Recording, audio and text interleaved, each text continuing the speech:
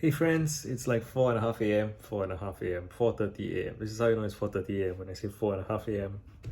Do people say 4:30? 6:30, half past 4. It's 4:30 a.m., okay? And I have been trying to work on my book. Very, very close to done, which I've been saying for a long time, I know, but I do feel like it's very close to done. And I haven't been making videos because I've been busy working on the book, and I just felt like I should take 5 minutes maybe to just talk a little bit and publish a video.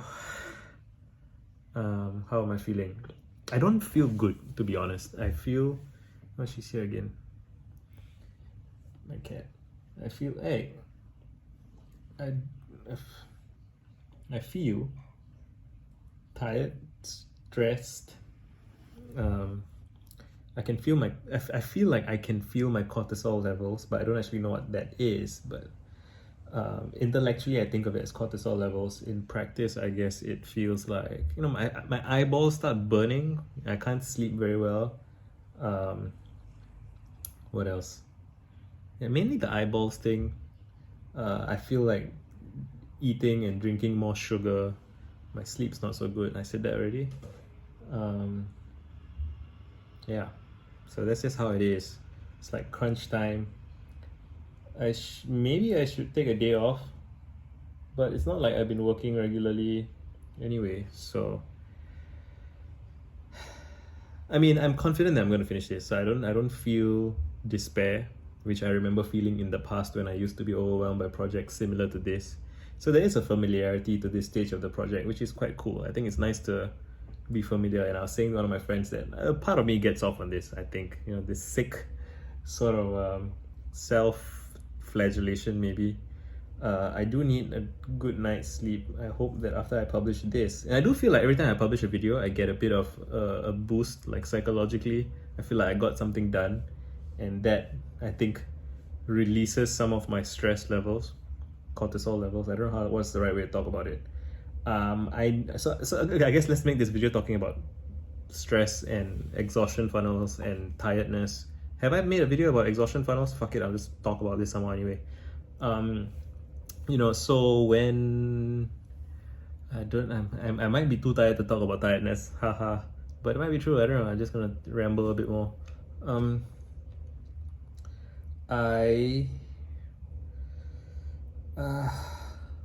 am I going with this? There's a spiral, right? A funnel where you get tired and then you can't do things well, and then you get stressed, and then you can't rest because you're stressed, and then you get more tired. And I don't think everybody experiences this the same way. It kind of depends on your mental model of stress and your mental model of like your core beliefs about productivity and self-worth and all of those things. And I like to believe that day to day I don't really think about these things, but I think at some subconscious level, if I haven't gotten things done in a while, I start to get stressed. And it doesn't arise as like conscious thoughts. I don't think, oh, I'm a bad person because I haven't published my book. I don't think that, but I feel it. And I don't feel I'm a bad person. I just feel increasing muscular tension. And I can probably deliberately try and relax. So these are new behavior patterns that I'm trying to introduce. I'm trying to introduce interventions where I teach myself to relax. I've noticed that when I go on vacation, which I did 3 months ago, that I sleep beautifully because there's zero expectation of getting any work done on vacation. So maybe I should take another vacation, maybe, or I should do something that makes a day feel like a vacation day.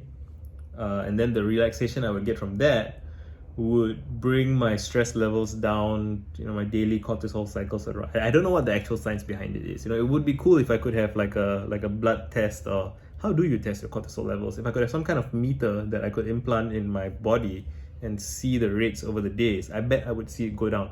I know that box breathing helps. I haven't been doing that in a while.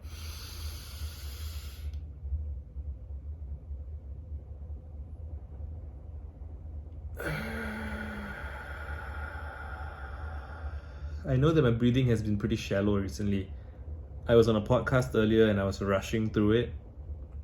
I can feel my eyes squinting, right? All of these are like stress signs. I know these signs so I can intervene at like the symptom level. But at the core level is the fact that I haven't done my book, and like the boss of that thing is that some part of me believes that I don't deserve to truly rest until I'm done with my book. And that is something that I feel like I am in the process of dismantling, but it's really deep, really big, really old behavior patterns. Like the grooves run deep into my mind. So when there are certain beliefs that are really, really deep rooted, I think it can be realistic. The smart thing to do can be to not try to strike at the heart of the whole thing. I mean, you do want to do that, but like in the meantime, you can work with it, right? Like you have,